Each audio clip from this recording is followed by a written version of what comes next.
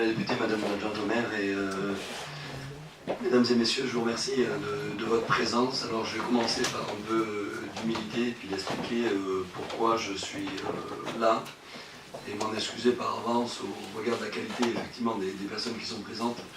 J'ai été un peu, quelque part, télescopé en fait à ma venue ici. Moi je suis quelqu'un qui travaille aux Antilles, mais c'est une collègue effectivement des Antilles qui a été directement contactée et qui travaille tous les jours sur la chlordécone, qui fait partie de la même équipe de recherche carrienne, qui avait été sollicitée, qui n'a pas pu venir. Et donc moi je suis venu ici pour effectivement essayer de présenter quelques informations sur la chlordécone, je vais revenir sur le mot, et sur ce que l'on fait. Mais je voudrais effectivement commencer en disant ce que j'ai essayé d'introduire, qui je suis et qu'est-ce que je fais. Et je vais m'en excuser, le volet médical a été présenté, je n'ai aucune compétence médicale et je vais faire simplement quelques rappels. Il y avait là encore une intervention de renom qui devait venir, qui malheureusement n'a pas pu être là pour éclairer ce sujet. Donc moi je suis parti d'une équipe de recherche qui a différentes tutelles, et donc je vais le présenter ici comme différentes structures de recherche.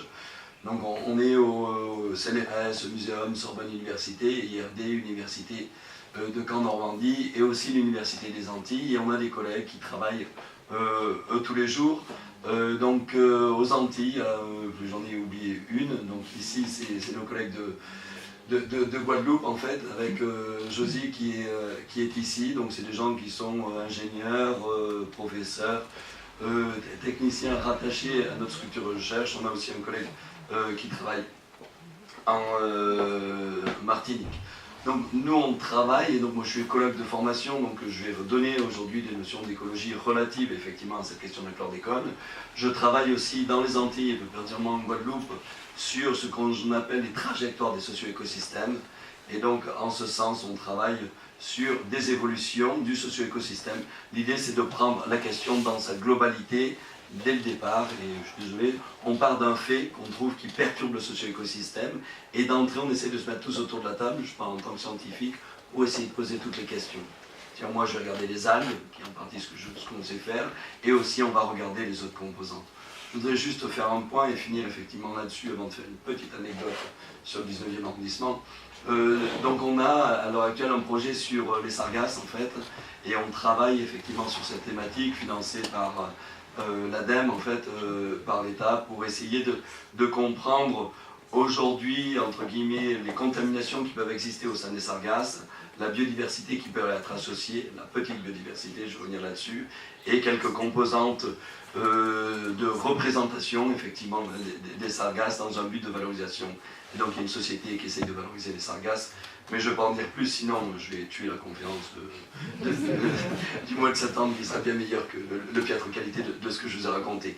Donc je voulais juste donner une anecdote sur ça. Comme je vous l'ai dit, moi je suis écologue de formation, et en cette semaine post-IPBES, je ne pouvais pas effectivement ne pas te faire commentaire aujourd'hui sur l'évolution de la biodiversité. Et nous, on s'est intéressé d'une biodiversité, je dis ça parce que j'ai fait des analyses au bout de cette rue, de la biodiversité des caniveaux, dans l'ensemble de la ville de Paris, et on regarde effectivement quels sont les micro-organismes qui vivent dans les caniveaux. J'ai regardé tous les arrondissements et pas que le 19e, mais j'ai effectivement pris au bout de la rue, et on regarde effectivement quelle est la fonction de ces micro-organismes dans les habitats urbains. L'idée c'est effectivement d'y comprendre. Je donnerai juste un chiffre pour éclairer sur l'importance de cette diversité. On est capable de trouver près de 5000 organismes qu'on trouve dans les caniveaux et qui ne sont pas dans l'eau, qui alimentent les caniveaux.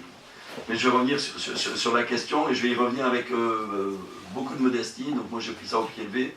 Donc je vais lire un petit peu malheureusement les diapositives que je vais présenter. L'idée étant de parcourir certains des domaines relatifs à une certaine approche scientifique de cette question de la chlordécone, et essayer de vous introduire qu'est-ce que certains scientifiques font aujourd'hui sur cette question de la chlordécone. Mais du coup, après, Philippe pourra introduire effectivement des notions qui sont plus globalisantes à l'échelle des populations, domaine sur lequel je n'ai effectivement, pour ce sujet, aucune compétence. Et donc je vais d'entrée revenir sur le là. En fait, la chlordécone, c'est une molécule, et donc cette molécule, c'est une cétone. d'accord? Donc de par son appartenance au groupe des cétones, la molécule de chlordécone, c'est bien féminin, d'accord? Et il y a de la guerre là-dessus, puisque les conséquences juridiques sur lesquelles je ne vais pas m'étendre, ce n'est pas mon domaine de spécialité, mais le pesticide, c'est bien le chlordécone, mais la molécule, c'est bien la chlordécone. Et donc je vais juste revenir là-dessus, et donc du coup la chlordécone, et donc l'équivalent du pesticide en anglais c'est Kepon, en fait, qui a été utilisé, donc a été utilisé, comme vous le savez tous, pour effectivement traiter contre le charançon qui attaquait la banane, et donc du coup cette molécule, qui est une molécule organochlorée, une cage, assez stable, enfin très stable, je reviendrai là-dessus, qui effectivement est capable de très spécifiquement attaquer cette espèce de charançon. Et donc elle a été, je vais simplement redonner quelques notions, moi je suis de loin un expert là-dessus, donc une molécule découverte en 1951, brevetée en 1952 par deux chimistes, Everest Gilbert et Silvio Giolito, qui a été commercialisée donc, aux États-Unis par la société Highland Chemicals sous le nom de Kepon, et puis un autre dérivé qui est ici en 1958.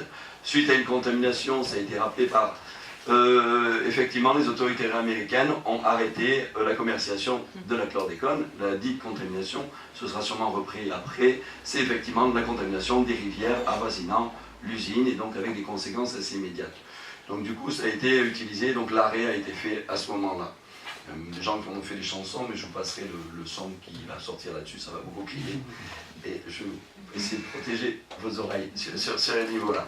Après, je voulais simplement redonner quelques faits, cette littérature accessible, et vous la connaissez sûrement en grande partie tous, de l'évolution de l'utilisation et des restrictions qui ont été faites sur effectivement le chlordécone. Donc il y a eu différents rapports sur lesquels je ne vais pas revenir qui ont effectivement commencé et qui ont effectivement montré, et ce sera repris tout à l'heure, des dangers potentiels de la chlordécone jusqu'à ce qu'on arrive quelque part à des interdictions et une interdiction définitive en 1993. Et comme je disais, ce sera repris avec beaucoup plus de talent.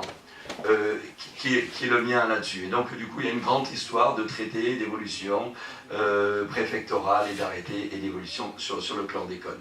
Aujourd'hui le chlordécone c'est quoi? C'est un POP en fait. Donc c'est un polluant organique persistant. Et donc il est classé effectivement au sein de cette catégorie. Ça veut dire quoi? Je suis désolé, c'est un peu petit déjà pour moi, parce que je n'ai pas mes lunettes, et puis au fond de ma salle peut-être encore plus. Mais donc qu'est-ce que ça veut dire un polluant organique persistant? C'est qu'effectivement il est persistant. Donc la substance se dégrade lentement, il est bioaccumulable, elle s'accumule au sein des êtres vivants, il est toxique, l'exposition à la substance susceptible de provoquer des effets nocifs, et il est mobile sur de grandes distances, c'est-à-dire que mesure des concentrations élevées loin du point de rejet. D'accord? Et donc c'est l'ensemble de ces 4 critères qui permettent de définir la chlordécone comme un POP. C'est pas le seul, je voulais juste rappeler, j'essaierai de donner ces quelques notions, effectivement, c'est pas le seul polluant organique persistant. J'ai parfois mis de la littérature que j'ai récupérée en anglais, c'est juste pour vous dire que le domaine est actif, c'est une publication 2018 qui rappelle effectivement l'histoire de la classification au sein des POP. Il y a différentes molécules, notamment des organochlorés qui font partie de cette catégorie, donc le chlordécone et ici il y a... et donc il y a un certain nombre de molécules, et alors vous voyez ici effectivement les dates d'interdiction globale, le Kepon étant ici, et donc avec un classement au sein des POP en 2010, et donc différents types d'usages et de restrictions sur ces usages. Alors je voudrais revenir sur un point qui malheureusement je n'ai pas assez de compétences, mais qui est pour moi un point relativement fondamental, je parle en termes d'écologie, pour les populations et pour le territoire en tant que tel. C'est cette longue histoire de la dégradation et de la stabilité relative de la molécule. Il est très très clair, et donc ça c'est à peu près les premières analyses qui ont été faites. Donc la projection demi-vie de la chlordécone, c'est-à-dire au bout de combien de temps la moitié de la quantité de molécules que j'ai mis dans l'environnement a disparu. Vous trouverez facilement dans la littérature de tout niveau, quelque chose de l'ordre de 400 ans, en fait, c'est à peu près les chiffres que tout le monde a en tête. Et la question, c'est est-ce que c'est vrai ou c'est pas vrai? Est-ce qu'il est possible de faire quelque chose au travers de ça? Et la question est effectivement cruciale pour la science, puisque c'est pas le seul organochloré, et donc il faut comprendre qu'est-ce qui se passe dans la dégradation de ce type de molécules et d'autres qui le ressentent, dont j'ai parlé avant, et qu'est-ce qu'il en est dans la réalité. Et donc en fait, ici, c'est différentes voies métaboliques qui ont été décrites pour la dégradation de la chlordécone. Je vais voir si je peux mettre un point un peu plus. C'est une diapo qui s'en marche. Non. Et donc ça, par exemple, c'est une voie potentielle qui a été montrée de dégradation au sein des êtres humains et de modification de la molécule. Ici, c'est de la photolyse, par exemple. C'est la lumière qui va entraîner une dégradation de la chlordécone. Donc il y a différentes voies métaboliques qui existent, effectivement, pour au moins une perturbation de ces molécules. Et donc il y a du travail qui est fait aujourd'hui. Ça a été financé par, évidemment, la région et l'État depuis longtemps pour essayer de savoir est-ce que dans le sol, il peut se passer quelque chose. Et vraisemblablement, oui, il se passe des choses. Je vous en donner un exemple, et je vais m'excuser pour le titre. C'est un article scientifique co-signé par la Génopole 2016, microbiale dégradation œuvre la récalcitrante chlordécone. Je vais traduire, sans traduire ici.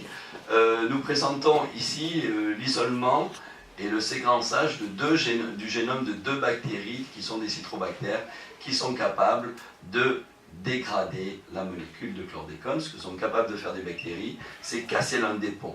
D'accord? C'est très chimique, mais le problème de la chlordécone, c'est une cage. Et donc, vu que c'est une cage, elle est protégée, donc on n'arrive pas à l'attaquer, en fait, quoi. Et donc, si on commence à introduire des ruptures à l'intérieur de cette cage, le processus de dégradation peut s'accélérer.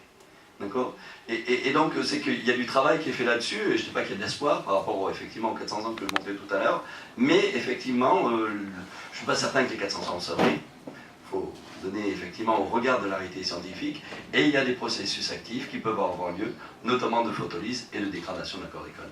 Je ne veux pas cacher effectivement le problème du territoire et de la molécule, on est tous d'accord, au moins ici autour de la table. Mais donc ça donne des voies d'espoir et de recherche pour essayer de faire évoluer cette thématique et d'essayer de faire des développements. Je ne vais pas vous parler des contaminations souterraines, je vais vous donner quelques notions sur la surface. Comme vous l'avez peut-être compris au travers des diapos que j'ai présentés en introduction, nous on est plus des milieux aquatiques, donc je parlerai sûrement un peu plus du milieu marin, qui en est une illustration assez intéressante, puisque je trouve que la trajectoire effectivement de la contamination dans le marin et la prise de conscience d'une possible conséquence dans le milieu marin, c'est à peu près la même chose qui a été fait quelque part sur les êtres humains, vous m'excuserez du parallèle. C'est une prise de conscience tardive.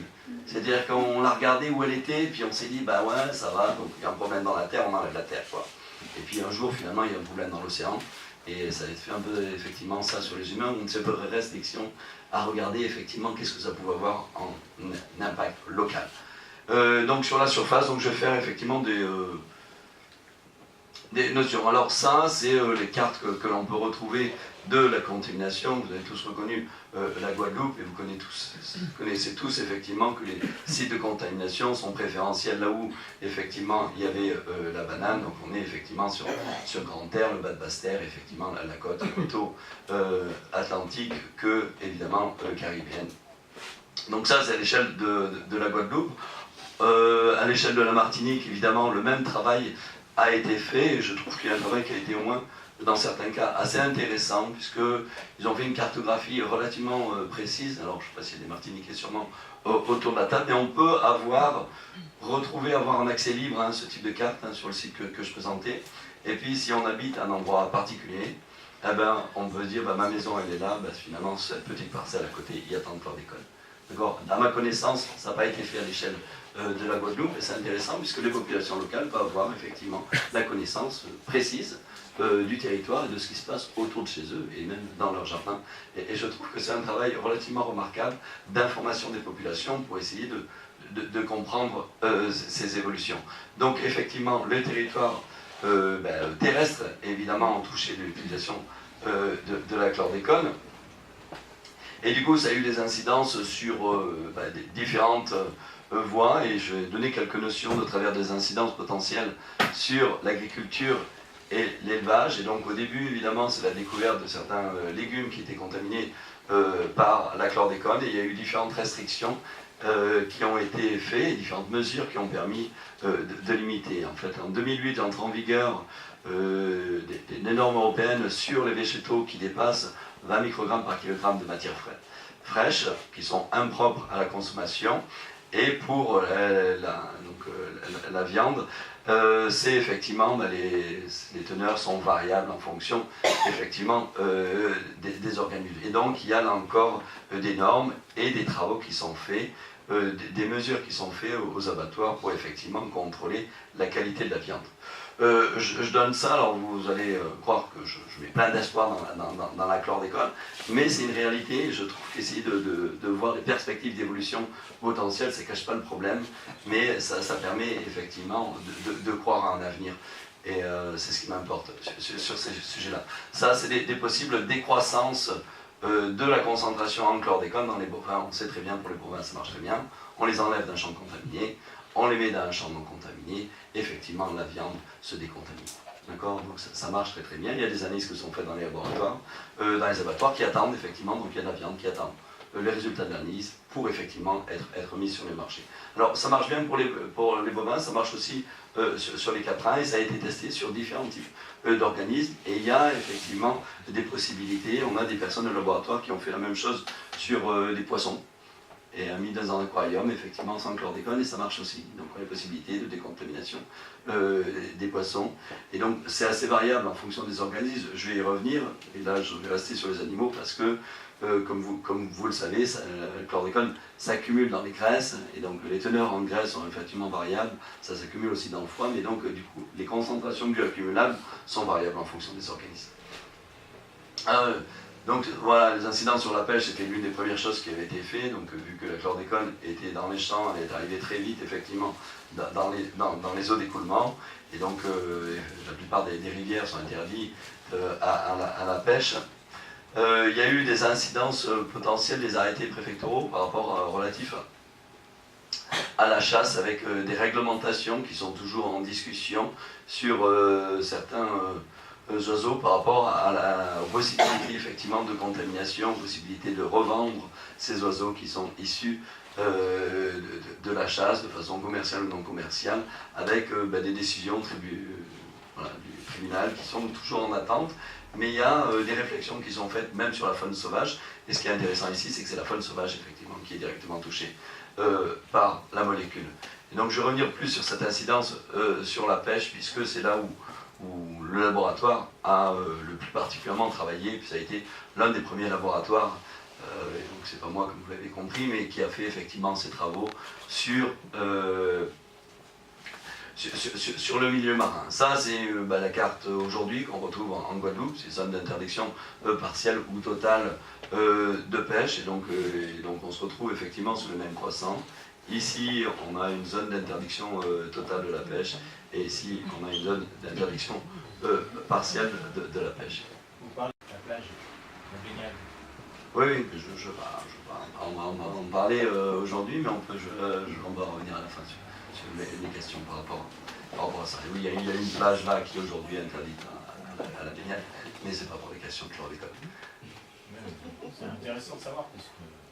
Oui, et donc du coup, je veux revenir là-dessus, c'est pour essayer de faire ce parallèle que je disais tout à l'heure. En fait, c'est important, parce que la quantité de chlordécone dans la mer, elle est nulle. D'accord ? C'est bien ça qu'il faut comprendre, en fait. Ce que j'essayais de dire tout à l'heure, je veux dire qu'au début, la mer, on n'a pas regardé, la rivière était contaminée, le sol était contaminé, mais réellement, même aujourd'hui, même si je vais à Capesterre, en sortie de rivière, presque, en sortie de rivière non, mais juste à côté, dans le milieu marin, je m'éloigne un petit peu, effectivement, dans la mer, il y a zéro concentration de chlordécone, il n'y a pas de molécules dosables dans la mer, il n'y a pas de contamination du milieu marin aux teneurs dosables aujourd'hui dans les normes d'utilisation, avec les outils qu'on a aujourd'hui pour doser. Alors, si je vous ai dit, vous avez tous compris, vous le savez tous, il y en a chez les poissons, donc il y en a de la chlordécone dans la mer, on est bien d'accord. Mais effectivement, c'est très compliqué. Et donc je dis ça parce que là, il y a un gros travail qui est effectivement à faire évoluer. On va regarder pour le discours tout à l'heure sur des questions de doser la chlordécone, où, quand, comment, qu'est-ce qu'il faut faire, qu'est-ce qu'il serait intéressant de développer. Et donc je voudrais simplement parler des travaux qui ont été faits comme je vous le disais, par laboratoire, effectivement, de savoir d'une molécule de chlordécone qui ne vient pas de la pluie, mais comment elle se retrouve et comment elle évolue au travers des différentes composantes. Et je vais vous présenter des travaux donc, du laboratoire, donc notamment de Charlotte, qui est la personne qui a été invitée pour parler en son nom sur la chlordécone. Ça a été présenté au dernier congrès chlordécone du mois d'octobre dernier en Martinique. Donc je vais vous montrer ces travaux, c'est un peu scientifique, c'est juste pour vous dire, voilà, les scientifiques qui travaillent aujourd'hui encore sur ces sujets, quelles questions ils se posent. Donc il y a beaucoup de monde effectivement du laboratoire et de différents laboratoires qui travaillent sur ces questions. Et donc ce qu'on cherche à comprendre, c'est des questions de biodisponibilité. C'est-à-dire, il y a de la chlordécone dans le milieu environnemental, mais elle est où?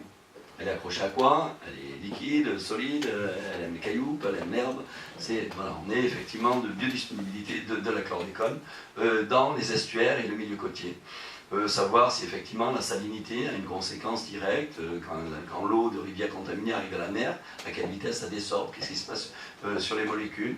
Effectivement, regardez les conséquences sur le panache de la rivière, en particulier, je vais revenir là-dessus, sur la contamination du plancton, non pas parce que j'adore le plancton, et je travaille dessus, mais c'est parce qu'on est à la base de la chaîne alimentaire, et c'est effectivement le point crucial que je vais mettre en avant ici, et quelles sont les voies d'entrée de la chlordécone dans le réseau trophique. Et donc ça, c'est pour vous donner un exemple, c'est un peu technique, mais ça vous dit ce que les scientifiques ont travaillé l'année passée. Les scientifiques de Guadeloupe sur cette question. Et ici, on regarde effectivement le sol et l'eau, et regardez globalement la conséquence de la salinité sur la désorption. D'accord? On a de la désorption, c'est quoi? Ouais, c'est-à-dire que globalement, l'essentiel de la chlordécone va rester, c'est une molécule, je vais revenir là-dessus, c'est important pour le dosage technique, elle va rester accrochée globalement au caillou, pour faire simple. D'accord? Et la question, c'est de dire, elle arrive accrochée à son caillou, entre guillemets, eh ben, est-ce que la mer ou le milieu salin va entraîner une conséquence là-dessus? C'est un peu la même chose que le chlordécone dans l'eau, sur le sol, quel est son devenir.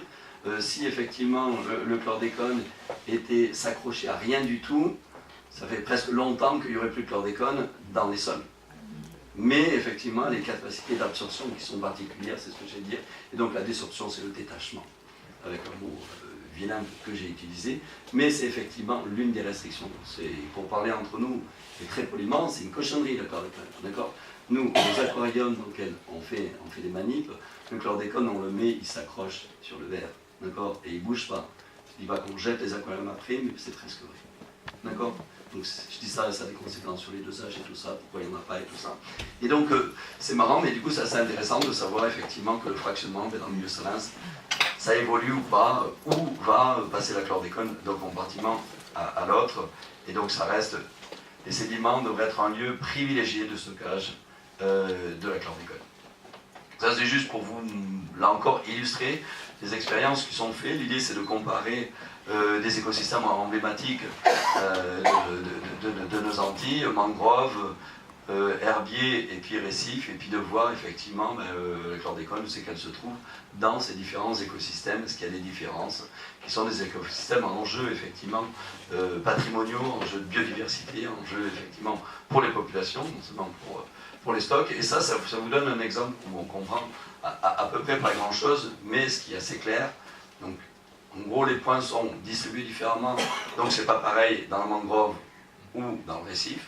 Bon, c'est ce que ça dit, mais ce que ça dit ici, c'est que ici, en rose, violet, en rose, en fait, c'est les consommateurs tertiaires. Donc c'est le sommet de la chaîne. Et donc on voit bien effectivement que ici, c'est des équivalents de concentration en chlordécone, donc le sommet de la chaîne trophique va effectivement avoir plus de chlordécone que le bas de la chaîne trophique. D'accord? Et donc c'est effectivement ces questions qui sont importantes, c'est savoir où se retrouve la chlordécone, dans quel type d'organisme la chlordécone se retrouvait, et donc de savoir effectivement ce processus qu'on appelle, qui est vrai pour la chlordécone et d'autres, de bioaccumulation de la chlordécone. Et donc on regarde effectivement savoir si c'est plutôt le plancton, la matière organique relarguée qui va effectivement entraîner des conséquences. Je vais donner un autre exemple, parce que c'est un exemple emblématique et une question aussi importante à l'échelle des territoires et plus amplement on aurait pu faire ça à la place des sargasses, non pas moins du poisson-lion aujourd'hui, c'est effectivement l'accumulation potentielle de la chlordécone dans ce poisson-lion. Comme vous le savez tous, c'est un poisson invasif qui se retrouve aujourd'hui dans l'ensemble de la Caraïbe. Et donc des études ont été faites, toujours par certaines mêmes personnes au laboratoire, pour essayer de voir s'il y avait le poisson-lion bioaccumulé de la chlordécone. Et là encore, on va chercher le poisson-lion sur le terrain.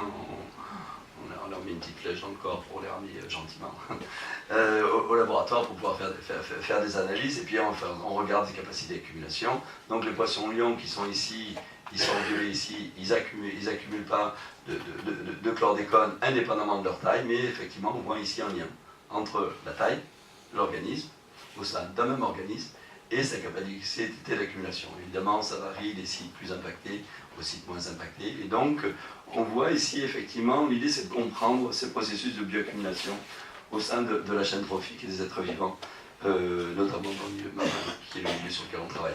Et il y a des différences ici relativement importantes. C'est des zones contaminées. Ce qu'il faut regarder, c'est en orange. Ici, c'est le poisson-lion, et là, il y a une photo des autres. On voit effectivement que les poissons qui sont utilisés commercialement, en fait, ou pas, ont des capacités d'accumulation relativement différentes. Et c'est important pour nous, scientifiques, d'essayer de mieux comprendre ça, de savoir quels sont les critères pour effectivement avoir une idée d'un jour du devenir et de la traçabilité de cette molécule de chlordécone. Donc aujourd'hui, ça c'est la restriction officielle. Des poissons, mollusques et crustacés qui sont interdits dans des zones de pêche pour les problèmes de contamination potentielle à chlordécone. Alors là, malheureusement, vous espérez tout savoir d'informations, j'en donnais très peu, parce que j'y connais pas grand chose, mais j'étais pas là pour ça, c'est pas de mes compétences. Je voulais juste mentionner 4 études, enfin 5 même. Du coup, la première que vous connaissez tous, c'est l'étude qui a été en 2000, donc Cariprostate, qui démontre effectivement ce qui a été mentionné plus tôt, l'incidence des cancers de la prostate dans les populations de Guadeloupe et Martinique, donc ces rapports sont accessibles. L'étude Timoun qui là montre l'impact potentiel sur la grossesse et le développement des enfants. 2014, une étude qui montre effectivement l'augmentation des risques de prématurité chez les personnes affectées par la chlordécone. Donc je vais revenir à ce qui a été présenté tout à l'heure. C'est juste pour vous dire que ces données sont encore en cours. Hein. Ça, c'est la publication scientifique. Vous avez la date de soumission, la date de resoumission, d'acceptation, c'est un article de 2018. D'accord? Donc ça c'est un an et demi en fait, et donc ça c'est effectivement l'impact potentiel de la chlordécone en tant que perturbateur endocrinien sur les populations. Alors, vu que, comme vous l'avez compris, moi je suis plus écologue que médecin de formation, si c'est vrai chez les hommes, c'est vrai aussi chez les autres. Et les autres, en l'occurrence, je vous montre ici, parce que... Donc ça, c'est un verre, c'est une Norabilis elegans, j'en parlerai pas aujourd'hui parce que ça ne vous intéresse pas, c'est magnifique. D'accord? On connaît toutes les cellules de cet organisme au cours de l'ensemble de ses étapes du développement. Il a 968 cellules. On peut dire à tout endroit, à n'importe quel stade de développement, cette cellule qui est ici, elle va finir à tel endroit. Et donc, du coup, c'est un modèle génétique absolument merveilleux, quoi qu'il en soit. C'est mon problème. Mais du coup, il y a effectivement des problèmes, comme je l'ai supposé tout à l'heure, sur la reproduction et la toxicité de la chlordécone chez un organisme comme les nématodes. Et là encore, j'ai mis cette publication, non pas parce que j'aime bien, mais c'était juste pour vous dire que c'est des recherches en cours. C'est avril 2019. D'accord? Et donc, il y a effectivement, et c'est important de faire ces études pour nos biologistes sur ces organismes modèles, pour essayer de comprendre des mécanismes fins de régulation sur la chlordécone et donc l'impact sur les humains est effectivement, ça je ne vais pas revenir, assez important. Mais je voulais juste, je crois que je finis là-dessus, je ne reconnais pas mon temps de parole, mais c'est effectivement, et les autres, et c'est pour nous effectivement, ça a été mentionné aussi, donc je ne fais que répéter ce qui a été très bien dit en introduction, c'est donc quid des autres molécules dans l'environnement et donc des conséquences potentielles. L'idée là est effectivement de bien comprendre l'évolution, les usages et ces questions qui se posent là sont tant prégnantes aux Antilles françaises qu'ailleurs, mais effectivement, ça c'est le nombre potentiel de molécules avec des concentrations qu'on peut retrouver dans l'environnement avec les teneurs, effectivement. Donc le glyphosate parmi les premiers, ça c'est l'ensemble de molécules qu'on retrouve. Le site, je ne connais pas, hein, je fais de la publicité sans en faire parce que je ne sais même pas s'ils sont ni sérieux ni rien du tout. C'est juste que j'ai trouvé ça assez intéressant, donc Génération Future, qui ont fait recenser ça à l'échelle de chacun des anciens départements en France pour essayer de voir effectivement l'utilisation du glyphosate spécifiquement. Ils ont regardé ça à une année particulière, en 2017, ils ont regardé les ventes, les taux d'utilisation et tout ça. Et donc évidemment, comme pareil, plus c'est rouge, moins c'est bon. Et donc du coup, on voit bien ici effectivement que la Guadeloupe, la Martinique sont pas terribles en termes d'utilisation du glyphosate. Et c'est une conséquence qui est importante parce que vous le savez tous que il y a la molécule en tant que telle, il y a le cocktail de molécules qui est effectivement l'indication que vous êtes posé en même temps que moi. Et donc ça c'est des chiffres d'évolution de la quantité d'utilisation de ces pesticides. Et comme ça n'a échappé à personne, le jour où on a arrêté le chlordécone, on a aussi commencé à augmenter les productions de glyphosate pour effectivement compenser sur la pollinisation de l'utilisation des pesticides dans le milieu. J'ai enfin fini d'arrêter de vous faire cette peut-être malheureusement superficialité sur la chlordécone aux Antilles. Et je voulais vous remercier déjà de cette invitation, m'excuser à nouveau de mes piètres connaissances du domaine et vous remercier pour votre patience et votre attention. Avant de commencer, vous remercier tout le monde, tous ceux qui ont permis que je sois ici. Remercier Danielle Obono aussi, parce qu'elle est effectivement venue aux Antilles 2 fois. J'ai eu le privilège de rencontrer les 2 fois et d'avoir l'agréable surprise de la suite qui a été donnée par son groupe. Donc pour nous, c'était très important. Alors, suite aux interventions qui ont été faites au début, je voulais faire 2 propositions, pourquoi pas. Mais elles vont se faire dans un bon français, mais je vais déjà exprimer des choses telles que je les ressens. Je voudrais proposer une communication sur Victor Schellcher, une autre vision de Schellcher. Schellcher, lorsqu'on lit ses ouvrages, c'est le salopard qui a pu nous enchaîner sans chaîne. D'accord? Alors j'ai fait des travaux là-dessus et j'aimerais bien présenter ça. Okay. Bon.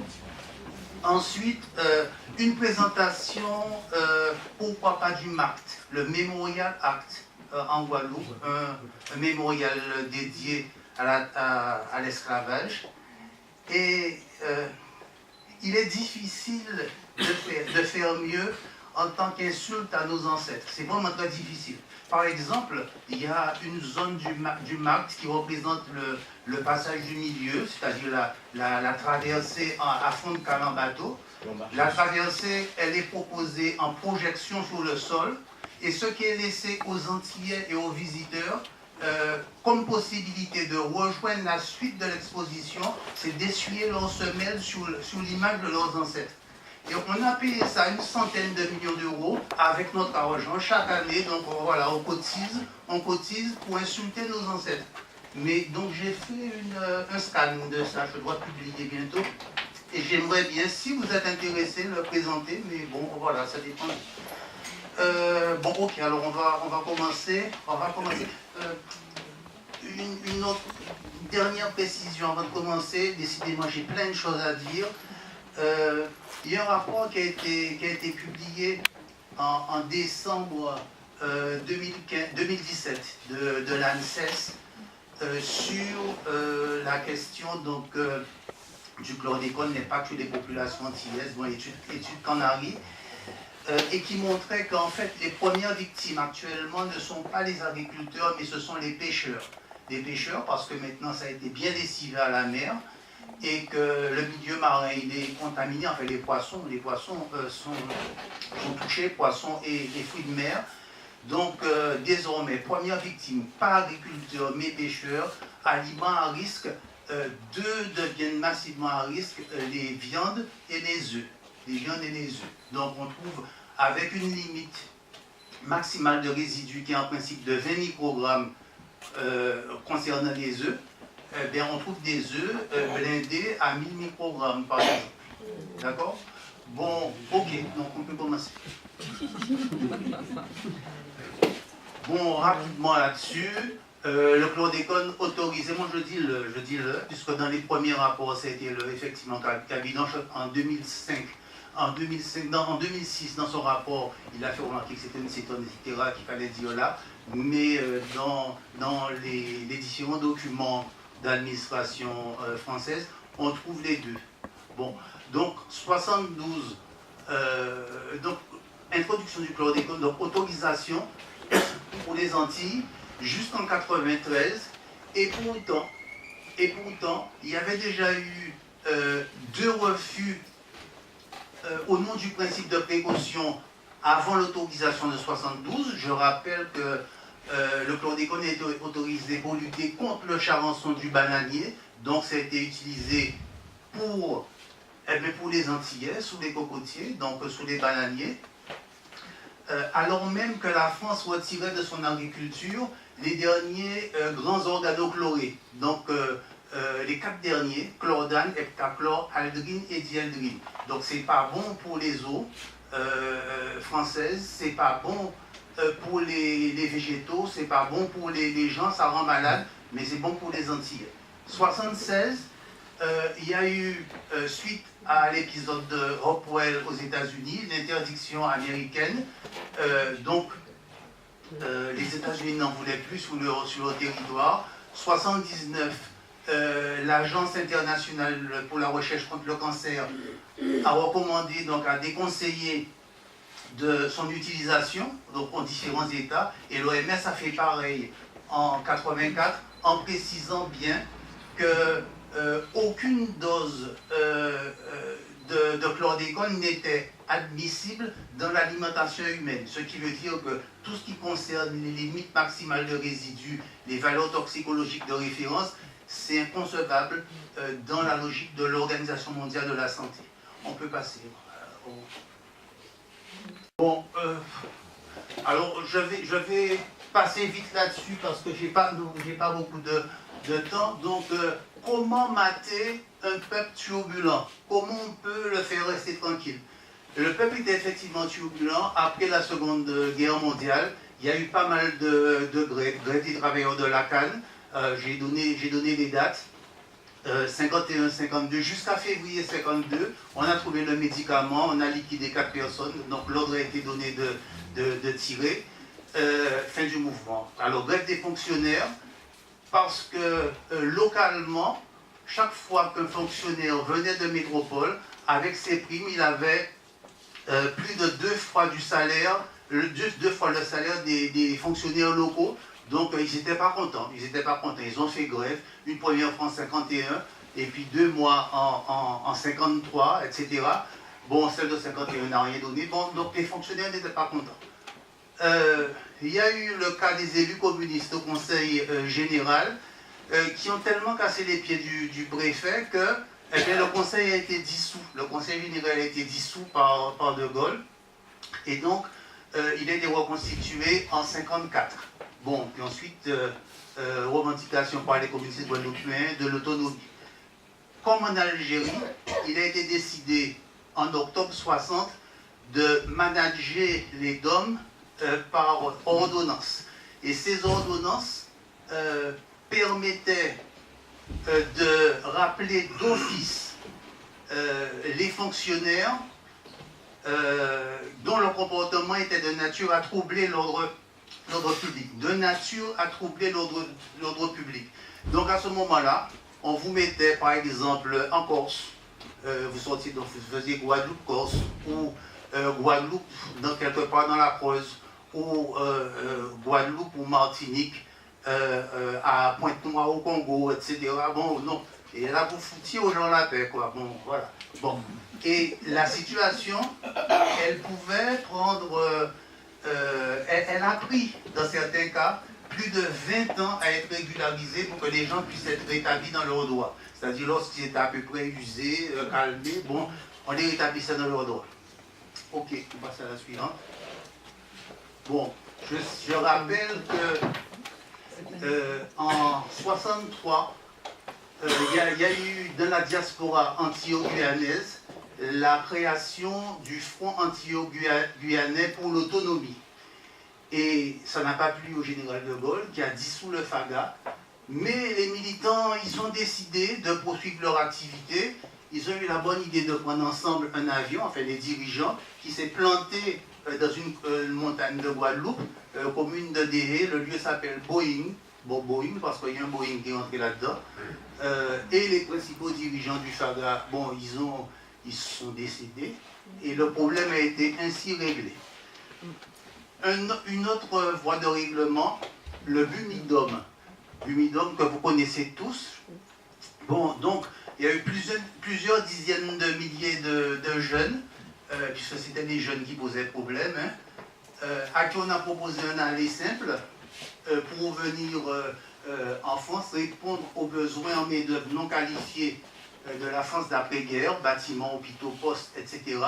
Et c'est la Guadeloupe qui a fourni le contingent le plus important à l'époque. Bon, le Bumidum a continué jusqu'à la période contemporaine, mais voilà, sous des appellations diverses. La grève de 67, c'était un peu le pic. Donc, des ouvriers du bâtiment qui font grève pour demander 2% d'augmentation. Le patronat, il ne veut pas donner plus de 1% d'augmentation. Le préfet donne l'ordre de tirer. Et donc, le nombre de victimes, il est inconnu jusqu'à ce jour. On l'estime à peu près à 200, on pense que c'est à peu près ça. Il y avait des gens hospitalisés et la police qui est venue les enlever sur les lits d'hôpitaux, on ne les a jamais revus. La police qui a arraché les registres de l'hôpital. Bon, voilà. Il y a eu des enterrements clandestins, des armées horribles prises d'assaut. Et puis, bon, le patronat a dit, mais il faut arrêter ça. Et il a concédé une augmentation de salaire de 25%. OK? Bon, alors, voilà. Bon, 18 Guadeloupéens devant la Cour de sûreté de l'État. Le peuple était toujours, excusez-moi, emmerdant. Alors, comment gérer le problème? Quels médicaments? Et c'est où, moi, je fais le lien avec le ou la chlordécone. L'INRA a reçu, un an plus tard, en 68, l'autorisation de faire des essais de chlordécone en plein champ. Et c'était donc bien entendu pour lutter contre le charançon du bananier. L'autorisation a été donnée effectivement en 72 et c'était une arme bien pratique, c'est une arme chimique avec des effets discrets. Les gens sont empoisonnés, les cancers apparaissent des années plus tard. Les effets sont donc différés et polymorphes parce que le chlordécone, il est perturbateur endocrinien, il est neurotoxique, il est spermatotoxique et il y a une quatrième cancérogène, bien entendu. Donc, difficile à cerner par l'opinion publique et la presse internationale. Désormais, donc après cette médication-là, après, par exemple, en 67, l'armée française circulait, donc circulait un peu partout avec des automitrailleuses dans Pointe-à-Pitre notamment. Il y a quelqu'un qui a été tué à Vieux-Bois-Abîme. On a fait ça veiller dans la case de ses parents à Vieux-Bois-Abîme. Les militaires sont revenus pendant la veillée, ils ont tué d'autres personnes. Bon, alors, donc, et les habitants ont fini par comprendre que s'ils faisaient les cons, s'ils déconnaient face à l'armée française, bon, ben c'était la baston, quoi. Bon, alors, les revendications ne sont plus souverainistes, nous voulons l'indépendance ou l'autonomie ou autre chose, mais hygiénistes. Un TEP-scan pour la Guadeloupe. Il faut qu'on ait des bons TEP-scan, c'est pour dépister nos cancers, quoi. Bon, si on n'a pas la machine, comment on va... bon, enfin bref, allez, on change de diapo. 6 axes. Là, c'est un raccourci, il m'aurait fallu plusieurs diapos avant, mais c'est pas grave. Alors, donc, premier axe de la politique française et européenne de gestion de la prise du chlordécone aux Antilles françaises. Accorder depuis les premières limites maximales de résidus provisoires, c'est-à-dire depuis la reconnaissance par le rapport Beaujean, la reconnaissance officielle de la pollution-contamination généralisée de la Guadeloupe et de la Martinique, accorder des limites maximales de résidus très laxistes correspondant à un principe de précaution inexistant, et ça revenait à accorder aux producteurs antillais un permis d'empoisonner leur propre population. Bon, la première fourchette, c'était 50 microgrammes de limite maximale de résidus. Maintenant, c'est autour de 20, autour de 20. Mais 50 microgrammes pour les aliments à risque, c'est-à-dire tomates, ignames, carottes, concombre, je ne me rappelle plus, mais les légumes racines, la volaille et le melon. Bon, en fait, bref, c'est ce qu'on mangeait le plus souvent. C'était considéré comme aliment à risque. Il ne faut pas manger plus de 50 microgrammes pour chacun de ces aliments. Il ne faut pas qu'ils contiennent plus de 50 microgrammes par kilo de matière fraîche. Et pour les autres, 200 microgrammes. Tout le reste, tout ce qui n'est pas ces 8 aliments, 200 microgrammes. Bon, donc, le fait que les producteurs puissent avoir des marges aussi larges, eh bien, ça leur permettait d'écouler leur production et ça permettait à l'État de ne pas avoir à les indemniser les vendus. Bon, je donne simplement le cas du sucre pour montrer aussi une particularité coloniale.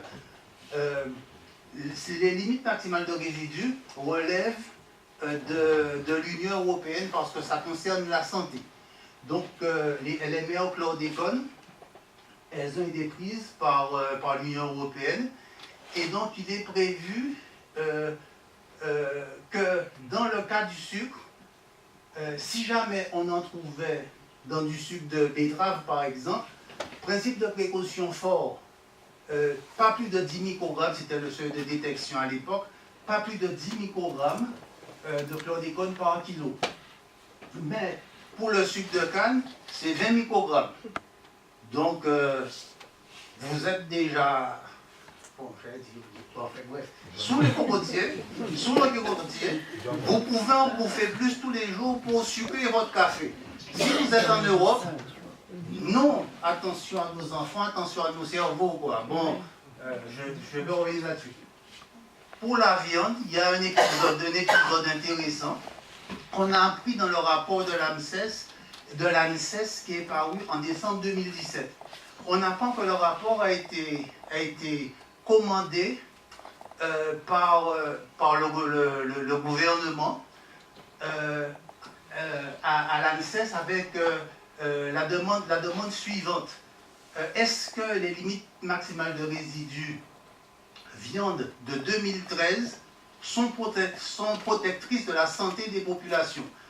Et là, on découvre qu'en 2013, l'Union européenne aurait demandé à ce que pour la viande rouge, le maximum, les limites maximales de résidus passent de 20 à 100 microgrammes, et pour la viande blanche, qu'elle passe de 20 à 200 microgrammes. On apprend ça en 2017 avec le rapport de l'ANSES. Qu'est-ce que l'ANSES dit? Que ça n'a pas d'importance. Tout ça n'a pas d'importance. Les seuils n'ont pas d'importance. La population, potentiellement, elle est bien protégée.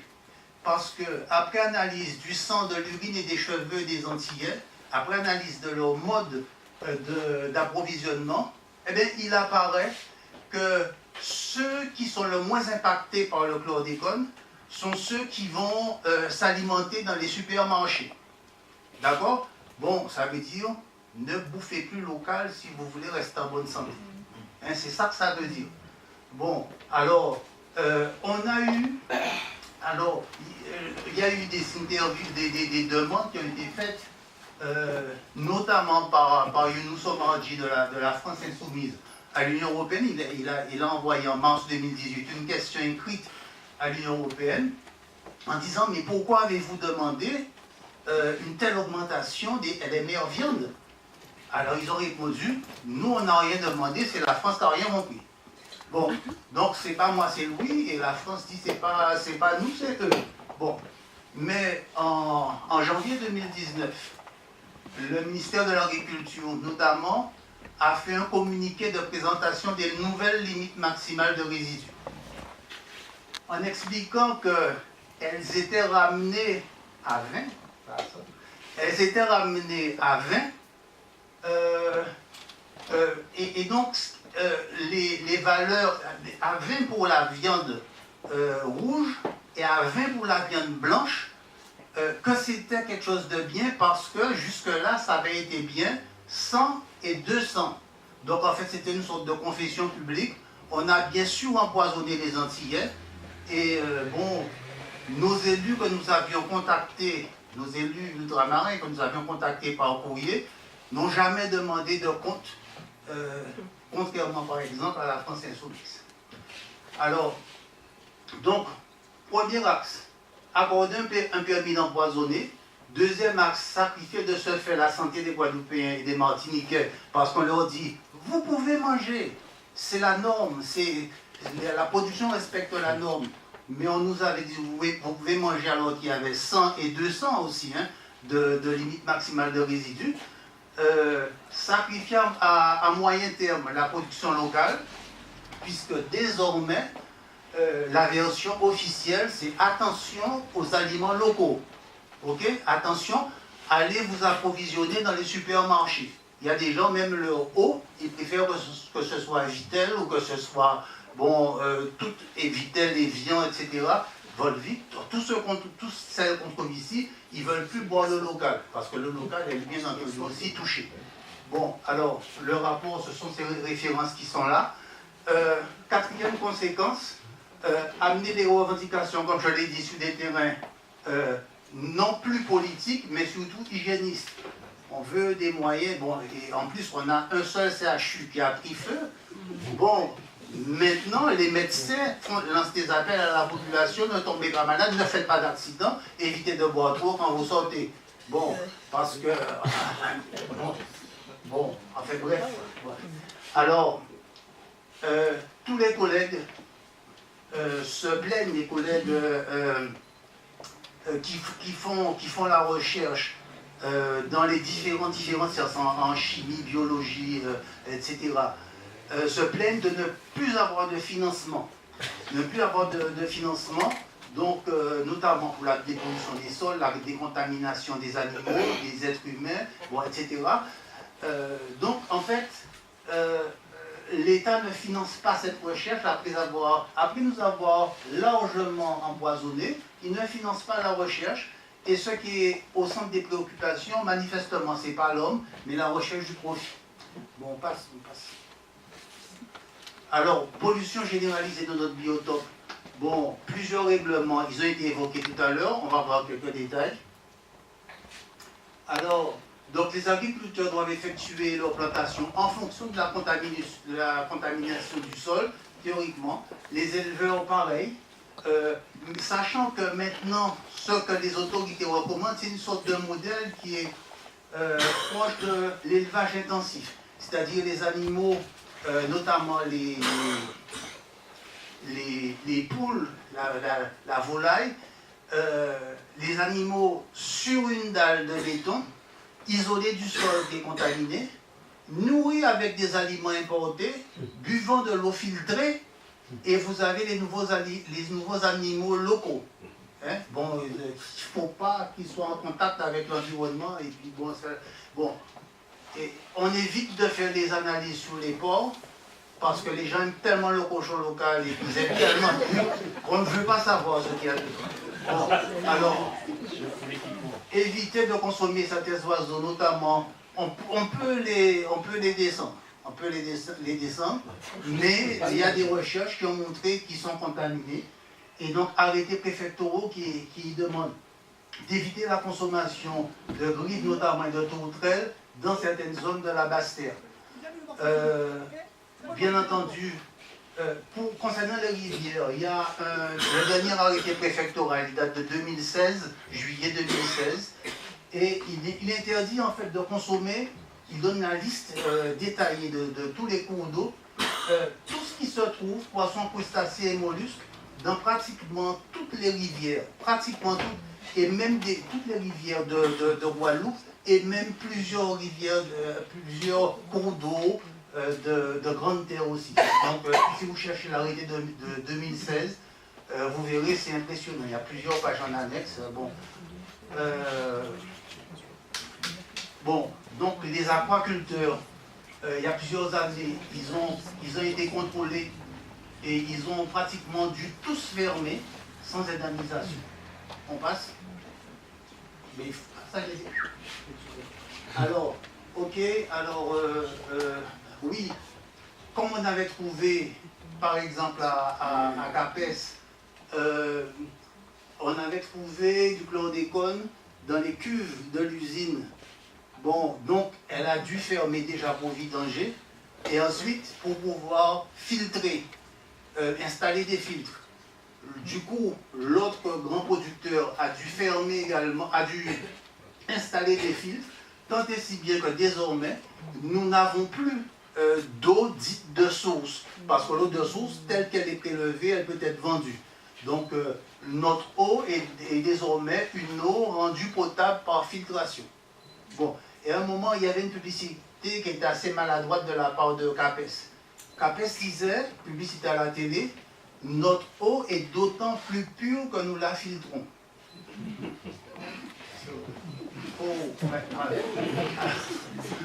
Alors donc, les marins pêcheurs doivent respecter des zones d'interdiction totale ou partielle de la pêche. Il y a un arrêté de 2013 qui interdit la consommation dans certaines zones de 44 espèces de poissons et fruits de mer. Et il y a eu une dizaine qui ont été rajoutées en 2014, ce qui fait qu'actuellement on a à peu près une cinquantaine d'espèces de poissons et de fruits de mer interdites à la consommation. Bon, oui, alors je voulais aussi signaler cette étude, que peut-être que Pascal Jean connaît. Donc une étude d'une série de chercheurs d'universités américaines et françaises, si vous cherchez Kitska dans la revue Marine Pollution Bulletin, bon voilà, Bulletin, décembre 2018, il révèle que 46 cétacés ont eu des prélèvements de graisse au large de la Guadeloupe, donc dauphins, orques, cachalots, voilà. Donc 46 cétacés, on a constaté que 42 étaient contaminés au chlordécone. Bon, alors, il y a deux choses qui interpellent les chercheurs. D'abord que la contamination, elle n'est pas très forte, bon, alors qu'ils sont au sommet de la chaîne alimentaire, bon, mais qu'ensuite, ces animaux, pour certains, vont s'alimenter à 1000 mètres de profondeur. Et ils trouvent quand même du chlordécone à 1000 mètres. Donc on a un problème, quoi. Bon, qu'est-ce qu'on doit dire à nos chercheurs, à nos pêcheurs? Ils doivent aller où? Enfin, je me pose la question. On tourne la page. Non, pas encore, non, c'était un geste. Alors, contamination parfois spectaculaire de nos jardins familiaux. Je rappelle la loi des 1/5 qui a été mise en évidence par l'INRA concernant les légumes racines et les tubercules. Un sol contaminé ne transmet pas plus de 1/5 de sa contamination aux légumes racines qui poussent en dessous. Bon, ok, je rappelle cette loi. On passe maintenant, ça c'est le geste pour passer. Voilà. Alors, donc,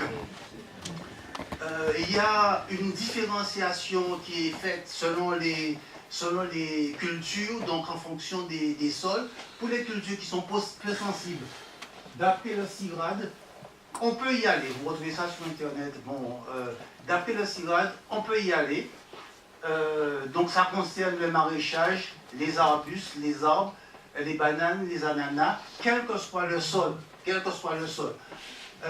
Bon, donc ça va pousser, ce ne sera pas contaminé. Ouais, mais si on prend un rapport de l'INRA, juin 2006, Kabidosh et Ali, c'est-à-dire Janoyer et Vallière, on apprend que lorsqu'on fait des dosages de chlordécone dans de la banane, indistinctement, on prend un mélange de bananes, on dose le chlordécone, on ne trouve pas de traces de chlordécone, les bananes ne sont pas contaminées. Par contre, si on prend les 2 premières mains c'est-à-dire les 2 premières voilà, donc on prend les 2 premières mains concernant des bananes qui ont poussé sur le sol très contaminé, à ce moment-là, on a un problème. On a un problème parce que la limite était de 10 microgrammes et à l'époque du rapport, et on a trouvé un lot contaminé à 12 microgrammes et un autre lot à 17 microgrammes.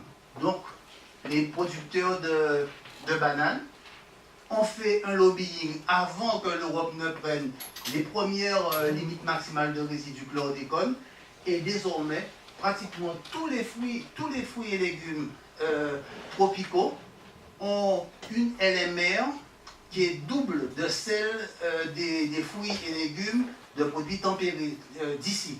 Comme ça, nous pouvons écouler nos bananes, elles sont conformes au LMR. Mais ça nous permet d'empoisonner les potes aussi. On n'est pas les seuls. Bon, alors, pour les cultures maraîchères, là, elles sont considérées comme étant peu sensibles, enfin bref, comme étant peu sensibles. Mais je reviendrai par là. Culture intermédiaire. En fait, il y a certaines cultures maraîchères qui sont plus sensibles que d'autres et qui sont considérées comme étant intermédiaires. Il ne faut pas les planter dans des sols qui sont pollués au-delà de 1000 microgrammes, donc 1 milligramme de chlordécone par kilo. Et puis, il y a à Capesterre, en fait, des Locado, il y a une région qui est très contaminée où on avait trouvé des lots, des plantations de salade notamment, qu'il ne fallait plus consommer. Bon. Alors, culture très sensible, racines ou tubercules, pour obtenir des végétaux conformes, il ne faut pas que le sol dépasse 1 microgramme, c'est-à-dire 0,1 mg par kilo, et en divisant par 5, on arrive à sortir des produits qui sont à j'ai un ami qui habite Capesterre et qui m'a expliqué que ses parents avaient fait analyser le sol. Il y a le programme Jaffa qui était passé, le jardin familial qui était passé, et après analyse, on leur a demandé d'arrêter de manger tout ce qui pousse parce qu'ils avaient trouvé dans le sol 18 000 microgrammes. C'est-à-dire que de quoi, pour les légumes racines, leur sortir des aliments contaminés à 3600 à peu près, 3600 au lieu de 20. Au lieu de 20. Ils en avaient tous mangé, ils venaient d'enterrer le père qui était mort de cancer de la prostate, et ils se regardaient en se demandant à qui le tour et quand, puisqu'il y avait leurs parents qui avaient mangé, eux qui avaient mangé, et leurs enfants qui avaient mangé aussi. Donc voilà. Bon, ok. Le célèbre cancer de la prostate, cancer du sein, cancer du foie. Donc c'est tout ce qu'on est susceptible de retrouver. Neurotoxique, on a quelque chose qui ressemble à une épidémie de Parkinson et Alzheimer, mais les chercheurs n'ont pas encore les fonds, c'est-à-dire qu'ils n'ont pas encore le droit d'analyser ça. Bon, mais donc ça peut occasionner tout ça.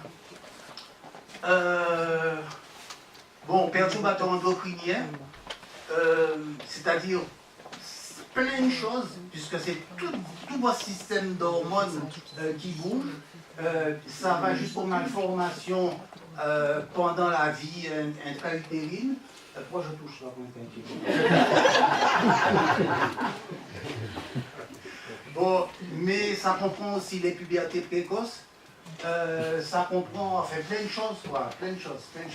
Et je rappelle que des maisons déjà témoignées en Guadeloupe, j'avais organisé une conférence là-dessus il y a 2 ans. donc des pédiatres ont témoigné que dans leur clientèle, concernant les pubertés précoces, les plus jeunes patientes avaient 3 ans. En Martinique, c'est 2 ans et demi. 2 ans et demi réglés. Vous avez vos règles. Il faut expliquer à l'enfant, attention petit garçon, il ne faut pas jouer, il faut faire attention, bon, etc. Parce qu'elle est susceptible de tomber enceinte. D'accord? Bon, perturbateur endocrinien. Et les médecins nous disaient que chaque semaine, ils trouvent dans leur cabinet des enfants qui sont atteints comme ça. Bon, spermatotoxique, bon. Donc, pour répondre à cette difficulté maintenant d'avoir des enfants, en 2005, il y a une banque de sperme qui a été créée en Guadeloupe, et 2007, le Centre caribéen de la médecine de la reproduction qui a été créé pour aider les couples aux fécondations. Je donne juste avant... non, allez, on passe, je vais ça après. Alors, prostate, ça a été évoqué tout à l'heure.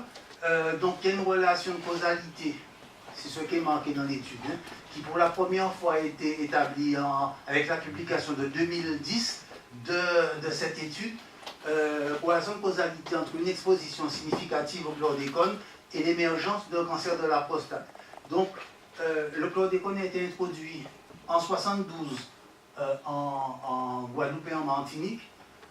L'étude montre que 30 à 40 ans après, il y a la possibilité que survienne le cancer de la prostate. Et en fait, de 1972 à l'an 2000, on était sous la moyenne mondiale de prévalence du cancer de la prostate, en Guadeloupe et en Martinique. En 2000, quand les études ont été faites, nous sommes passés au premier rang mondial, nous sommes toujours au premier rang mondial. Bon, voilà. Est-ce qu'il y a un lien? Peut-être. Timoun, alors il y a plusieurs modèles d'études Timoun. Timoun prématuré, donc il y a un lien entre exposition au chlordécone pendant la grossesse et la prématurité, donc il y a quelques jours, voilà, de 3 jours à une semaine. Timoun à 7 mois, donc il y a plusieurs choses qui ont été mises en évidence. Quand on teste les enfants à 7 mois après qu'ils aient été exposés au chlordécone dans le ventre de leur maman, réduction de la préférence pour la nouveauté. C'est-à-dire que c'est une étude internationale, hein. Il y a 4-5 pays, Canada, États-Unis, France, Belgique, peut-être les 4, ouais. Alors, donc, quand on teste les enfants à 7 mois, on leur donne 2 photos, une dans chaque main, ils regardent, on change la photo, et puis ils ont peur de la nouvelle photo, ils en ont peur. Donc, peur de la nouveauté, c'est ce que les chercheurs ont conclu, réduction de la préférence pour la nouveauté, réduction de la vitesse de traitement des informations, c'est-à-dire en fait ils sont un peu plus cons, quoi, c'est ça. Baisse de la mémoire visuelle à court terme, diminution de la motricité fine, ils ont notamment des difficultés à faire la pince, à s'habiller, à tenir un stylo, et un chercheur, Sylvain Cordier, co-auteur de l'étude, nous avait expliqué en Guadeloupe que cette information-là n'avait pas été publiée dans l'article de 2013. C'est qu'on a constaté que les enfants à 7 mois avaient connu des pertes de quotient intellectuel de 10 à 20 points. 10 à 20 points. Alors, j'ai demandé, mais alors, qu'est-ce qu'on fait, quoi? Qu'est-ce qu'il faut faire? Elle a baissé les yeux, elle a regardé ses chaussures, et puis un autre médecin qui était là, un pédopsychiatre, a dit, mais il suffit de les stimuler, il ne faut pas s'inquiéter, il faut les stimuler. Alors vous avez un enfant qui a perdu 20 points de QI, la maman sera là, oui, c'est lourd, comme ça, et puis ça ira mieux. Bon, voilà, c'est sûr qu'on nous dit pour l'instant, le Père Noël va passer à minuit. Bon. Alors, à 18 mois, bon, on constate que ce sont les enfants, les garçons qui ont toujours des problèmes de motricité fine. Bon, apparemment, les filles passent un peu entre les gouttes. Et puis, à 7 ans, cette information a été donnée en Martinique en octobre dernier. L'étude va enfin paraître. Pourtant, les enfants ont été analysés depuis 2004-2005, promotion 2004-2005. Mais à 7 ans, ça va bientôt sortir. On constate, en avant-première, on est informé que des données préliminaires montrent que l'exposition au chlordécone à l'âge de 7 ans est associée à de moins bons scores évaluant le développement cognitif au même âge. C'est-à-dire que les enfants exposés au chlordécone à 7 ans ont les mêmes problèmes qu'à 7 mois, ils sont plus cons que les autres. D'accord? Bon, donc 7 ans plus tard, ce n'est pas encore réparé. Et qu'est-ce que les médecins disent? Il faut attendre l'étude à 12 ans. Bon, il faut attendre 12 ans. À 12 ans, qu'est-ce qu'ils diront? 12 ans, c'est la pré-puberté, voilà, puberté, début de la puberté. À 12 ans, qu'est-ce qu'ils diront? Il faut attendre la majorité. Puis après ça, il faut attendre qu'ils crèvent, quoi. Bon, manifestement, voilà. Ok. Alors, aujourd'hui, on constate une certaine défiance, je ne sais pas si c'est la micro bien, mais bon. On constate une certaine défiance des Antillais envers la nature et leurs compatriotes.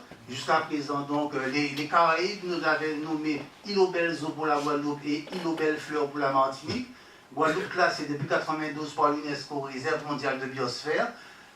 Et on commence à, quelque part, devoir faire avec l'idée de nature toxique. Faut faire gaffe, quoi. Faut faire gaffe. Bon, alors, donc, il faut faire attention à l'eau qu'on boit, il faut faire attention à ne pas manger les produits des rivières. Il y a même certains textes qui laissent entendre qu'il faut plus se baigner dans les rivières. Bon, alors, le problème des cétacés qui sont eux aussi communiqués, etc. Veiller à ce que les enfants n'ingèrent pas de la terre comme tous les enfants du monde. Bon, de plus en plus, quand les gens reçoivent des cadeaux de voisins, il y a beaucoup de cadeaux qui finissent à la poubelle. Parce qu'on ne sait pas, on ne sait jamais. Il y a quelqu'un qui me disait, un tel m'a donné 2 kilos d'écrevisses. Ben, les écrevisses, je les ai passées à la poubelle dans le doute. Bon, mais là, ça c'était février 2019. Une nouvelle association a été créée, elle s'appelle Vivre. Les membres de l'association, donc ils ont écrit aux différents élus, tout ça, ils réclament pour tous les Antillais le droit de disposer de produits de santé exempts de chlordécone. Donc, produits sanguins, organes, ça vient d'eux, ça, hein, produits sanguins, organes, non d'organes, lait maternel de remplacement, etc. Ça revient à dire à son frère, à son ami ou à son voisin, je ne veux pas de ton rein, pas de ton cœur, pas de ton foie, ni de ton sang, parce qu'ils sont trop toxiques. Ah, ça est raide quand même. C'est raide. Mais bon, vous allez sur Internet, chercher Vivre et vous trouvez.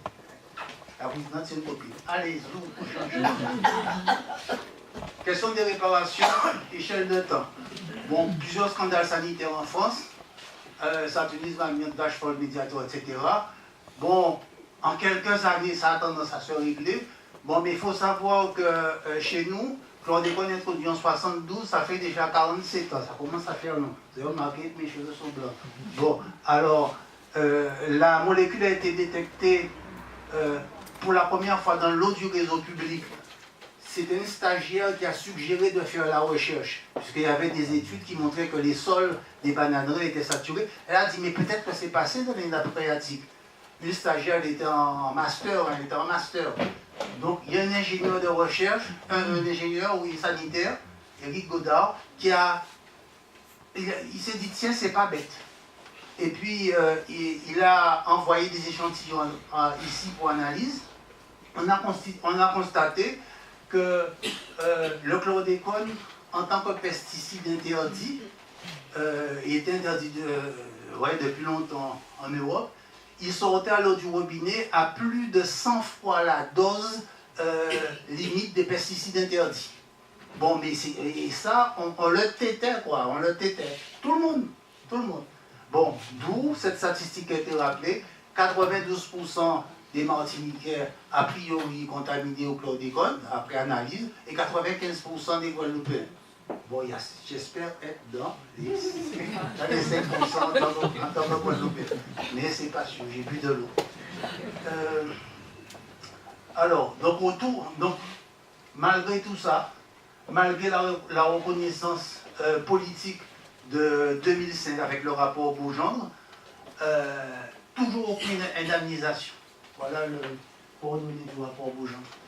Bon, allez, on change, ouais. Alors, il y a un élément important concernant l'analyse des réparations. C'est le rapport, l'étude Kawi-Prostate, dont la méthodologie, bon, moi je l'ai entendu publiquement pour la première fois lors de la conférence de Martinique en octobre 2018.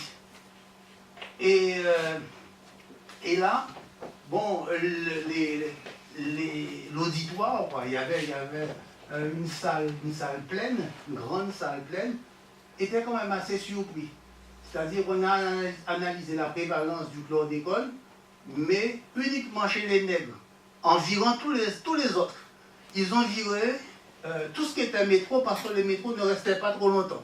Ils ont pris uniquement, nous a expliqué le professeur Blanchet, Pascal Blanchet, bon, ils ont pris uniquement les gens nés de père ou de mère en Guadeloupe, Martinique, Dominique ou Haïti.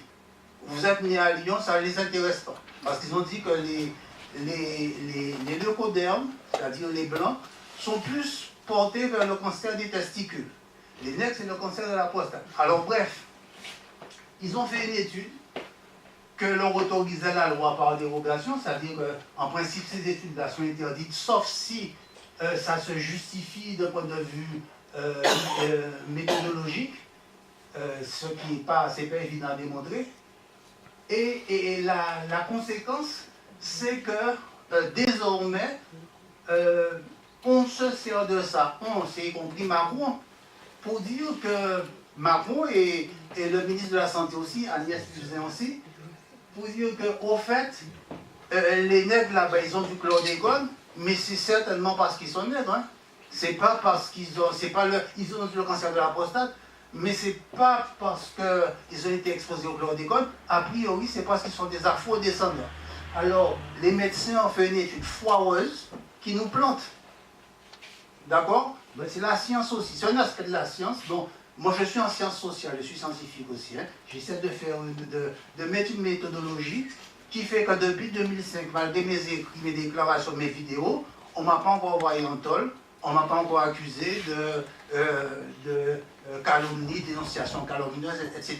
Mais ça, c'est une étude foireuse. Bon, mais n'empêche qu'ils ont montré un lien de causalité.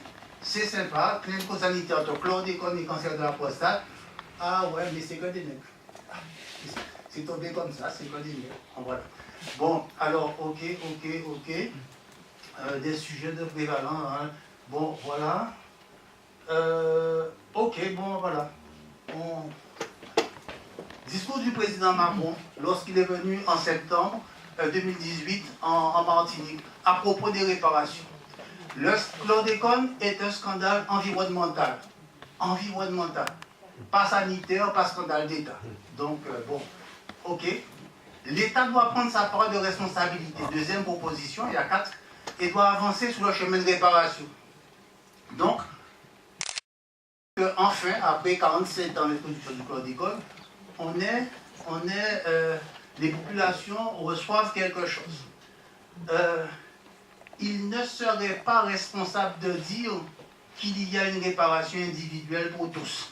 C'est-à-dire qu'il ne faut pas que les 400 000 Guadeloupéens, les 400 000 Martiniquais s'attendent à recevoir. La France n'a pas beaucoup de fric, maintenant elle est en crise, elle ne pourra pas payer tout le monde. Bon, donc il explique que on ne va pas payer tout le monde, mais ceux qui ont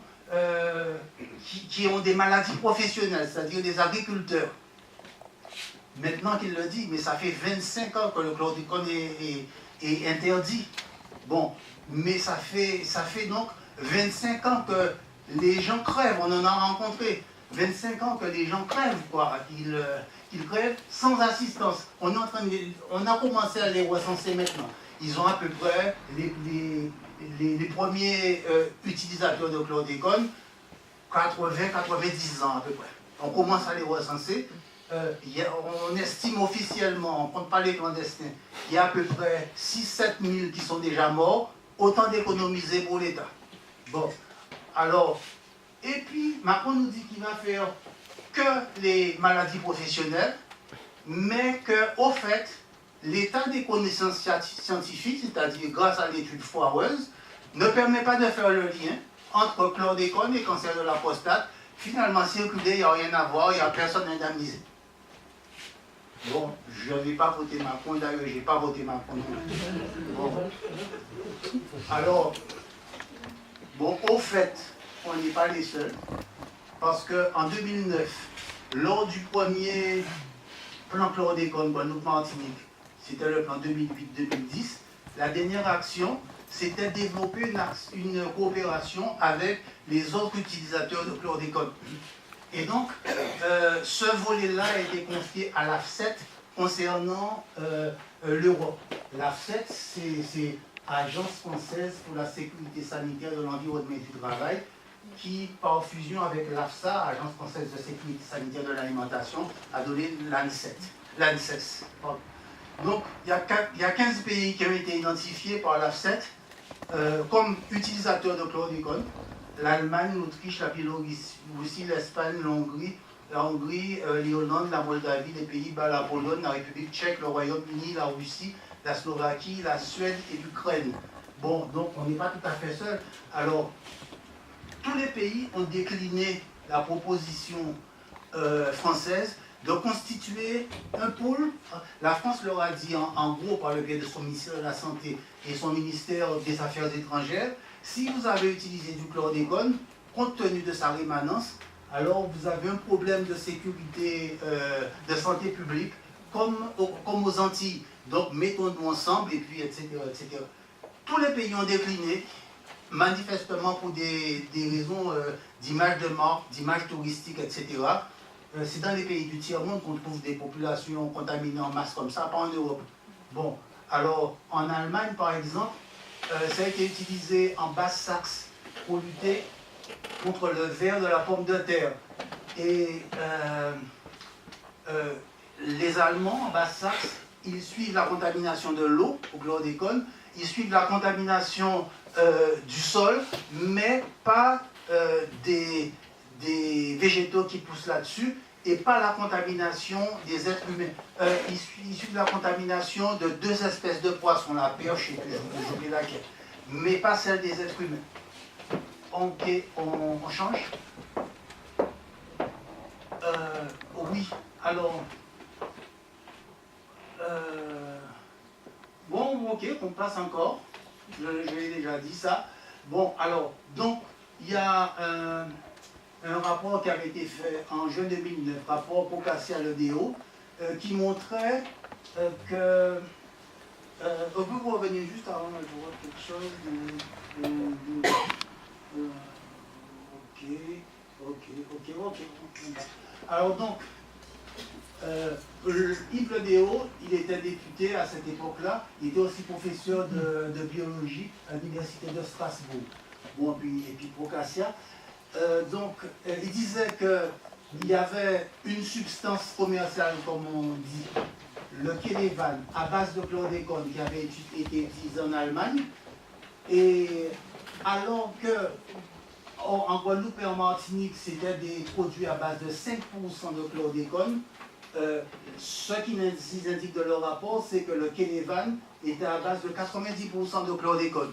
Donc, il y a une imprégnation du sol, il y aurait une imprégnation du sol très importante et des problèmes sanitaires très importants. Le Kélévan a été très utilisé en Europe, notamment en Europe de l'Est. On change. Voilà. Alors, 3 explications de notre apathie sociale. Résonance historique, donc une réactivation de la mémoire et des pensées, parce que ça rappelle que l'État est complice, que ce sont les béguets qui l'ont importé et que c'est l'agriculture qui est touchée et que ce sont les nègres qui sont touchés encore. Donc il y a une résonance historique et je voudrais indiquer, illustrer notre forte capacité à accepter et à endurer la souffrance. Le 28 mars, nous étions à Capesterre, on tenait un stand, on avait été invités pour présenter donc, la problématique du chlordécone. Et puis, il y a une femme qui s'est rapprochée du stand pour avoir justement quelques informations. Bon, je lui ai demandé, mais est-ce que vous avez des problèmes de santé? Non, pas particulièrement. J'ai juste un cancer du sein et un cancer du côlon. Bon, j'ai essayé de parler, vous savez, oui. J'ai essayé de bon, ok, on passe. Alors, on revient à la précédente. Hier, j'ai rencontré un autre un autre type, ouvrier agricole, il avait 40-45 ans. Il nous dit qu'il a 5 enfants, revenu mensuel 450 € par mois. Je lui demande, ok, est-ce que tu as des problèmes de santé? Et il commence à pleurer, il me dit, j'ai peur. Je me dis, j'ai peur. Je lui dis, mais pourquoi ça? Alors, il a des problèmes de... Il se réveille toute la nuit pour uriner, etc. J'ai un copain médecin qui écoutait les trucs. Il me dit, bon, mais ça ressemble à un cancer de la prostate, quoi. Ça ressemble à ça. Bon. Et puis, il avait aussi un drôle de phénomène. Les testicules qui gonflaient, qui dégonflaient, qui gonflaient, qui dégonflaient. Il est allé chez un médecin. Non, je ne vais pas dire. Il est allé chez un médecin, chez son médecin traitant à la Pestère. Il a dit, mais non, t'as pas grand-chose, t'as pas grand-chose. Il a dit, mais et les testicules qui gonflent alors? L'autre, il a pris une seringue, il a vidé la petite saloperie jaune qu'il y avait dedans, il l'a jeté, il lui a dit, c'est bon, regarde, c'est dégonflé. Bon, et il n'y a pas une prescription pour un laboratoire, rien. Mais l'autre, il a beau être ouvrier agricole, il sent qu'il y a quelque chose qui ne va pas dans son corps. Bon, ok, alors... Là, pour un médecin, j'espère. Je n'ai pas pu lui dire, change de médecin, j'ai dit, non, je ne sais pas. Bon, alors, passons. 3 explications, alors voilà. 2, le syndrome de Stockholm, et puis, bon, voilà. Donc, on se dit, mais ils ne peuvent pas être méchants, c'est pas possible, ils ne peuvent pas être méchants comme ça.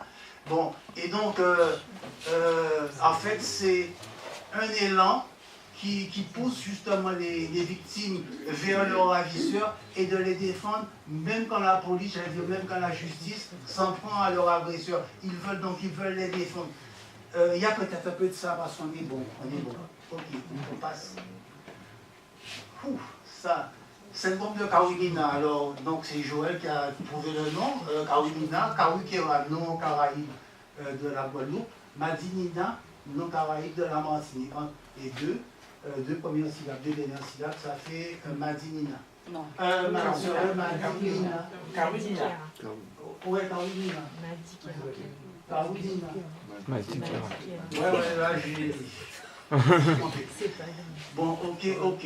Alors, donc en fait, je voulais montrer là que la généralisation de cette pollution-contamination engendre aussi des troubles psychosociologiques. Alors, c'est un syndrome qui est analogue, apparenté à celui de Fukushima. Parce qu'à Fukushima, les Japonais, ils ont l'esprit de sacrifice. De même qu'il y avait des Japonais qui conduisaient des torpilles, pilotes de torpilles, pour torpiller des bateaux ennemis, qui pilotaient aussi les zéros pour se cracher sur les ponts. C'est-à-dire qu'au décollage, ils larguaient les trains d'atterrissage. Donc, si on voyage sans votre, vous faites votre testament avant. Donc, eh bien, on a des personnes, y compris des jeunes, j'en ai eu dans mes cours à l'université, qui se sont déclarés prêts à manger contaminé pour sauver la production locale. D'accord? Bon, donc on en est là quand l'information est faite comme elle est faite. Bon, voilà. Donc, et ça, parce que même les producteurs sont dans des impasses. Sur sol contaminé, vous n'avez aucune assistance, aucune aide. On vous dit, il ne faut plus produire, vous allez empoisonner des gens. Mais comment vous allez nourrir votre famille?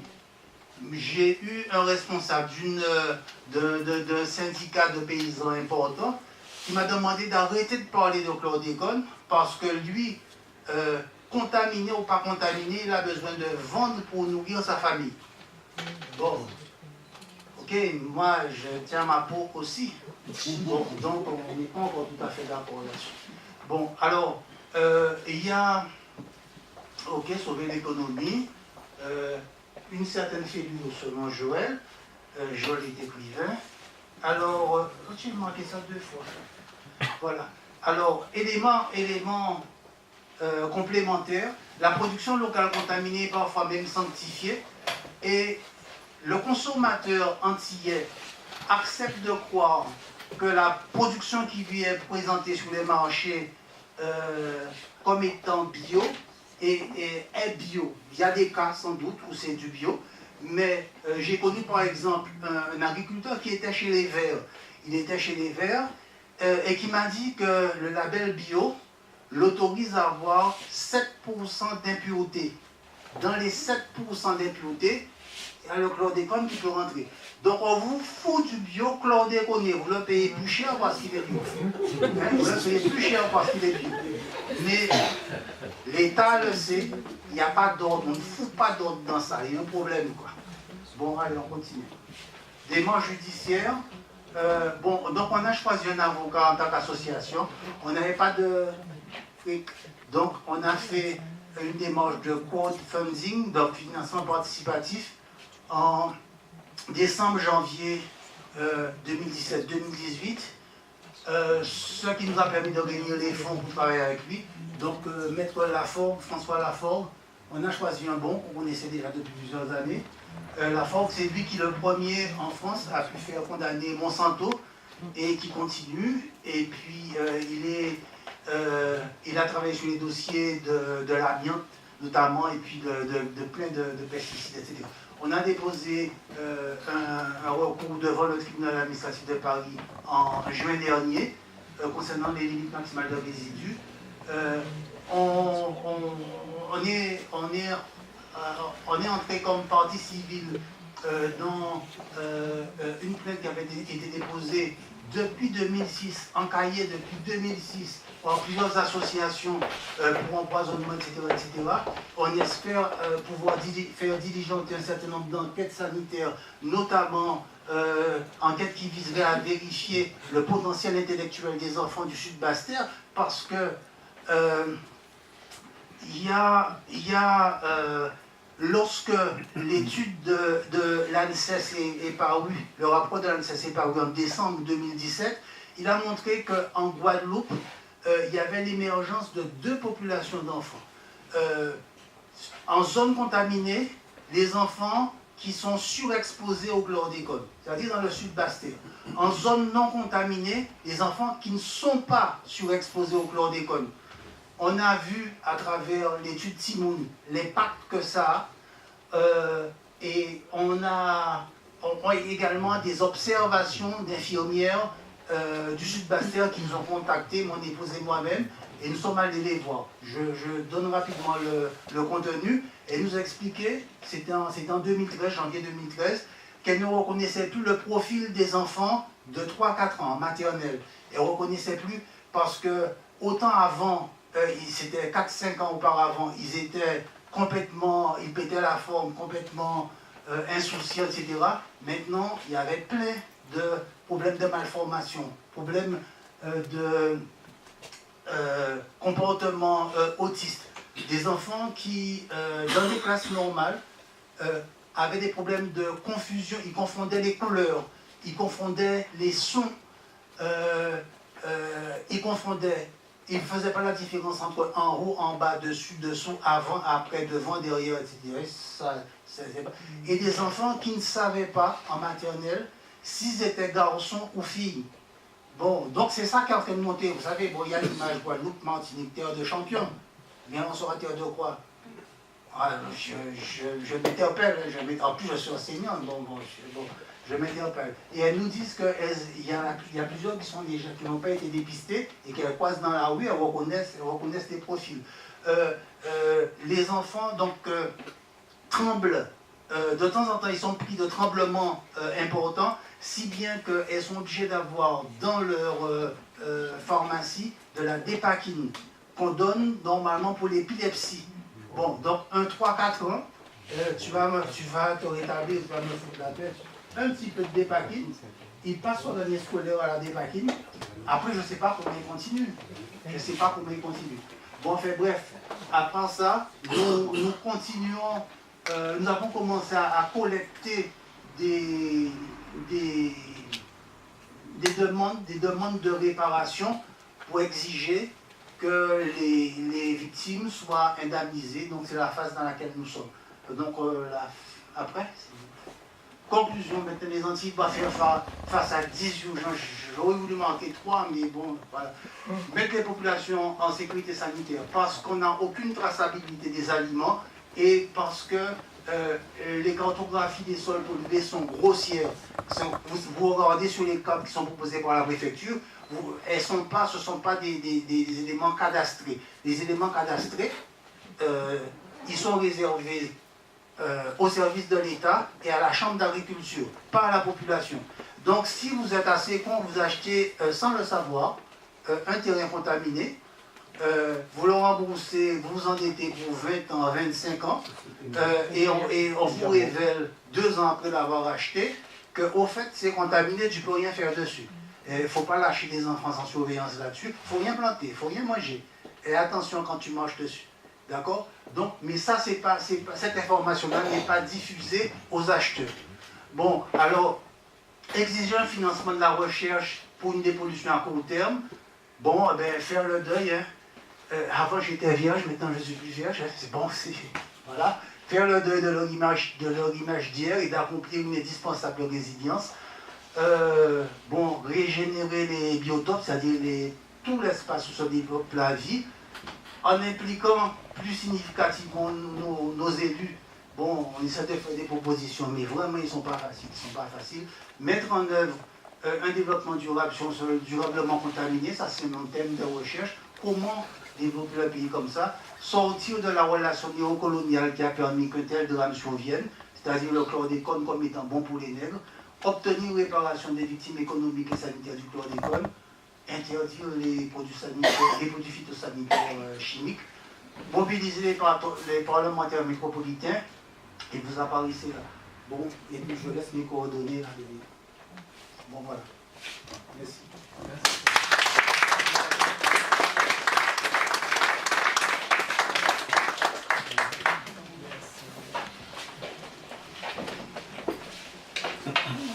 Merci, j'invite désormais nos 4 intervenants à se positionner